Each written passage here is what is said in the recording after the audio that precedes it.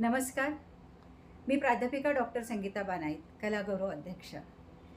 जिंदगानी जगण्याची नवी उमेद हा सौ विशाखा अजय यवतकर यांचा पहिलाच कविता संग्रह आहे.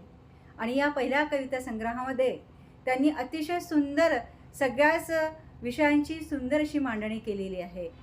काही कविता तर सामाजिक आहेत, काही बालमनावरती संस्कार करण्याच्या आहेत, काही कविता अस्तित्वाचा लढा, ही पण कविता अतिशय सुंदर आहे. आई आहे, क्रांतीची मशाल क्रांतीची, आता थांबायचं नाही, ही पण कविता अतिशय सुंदर आहे. आता थांबायचं नाही या कवितात त्या म्हणतात, चल उठ जागा हो, चल उठ जागा हो, संघर्षाचा धागा हो, झाले बहुत होतीलही बहु, पण स्वतःच्या अस्तित्वाचा स्वतंत्र तू राजा हो, तू राजा हो. अशा पद्धतीच्या सुंदर अशा कविता त्यांनी इथे लिहिलेल्या आहेत. मशाल क्रांतीची, काळोख होता अज्ञानाचा, जळमटे अडाणीपणाची, निराळीच होती दशा स्त्री जीवनाची.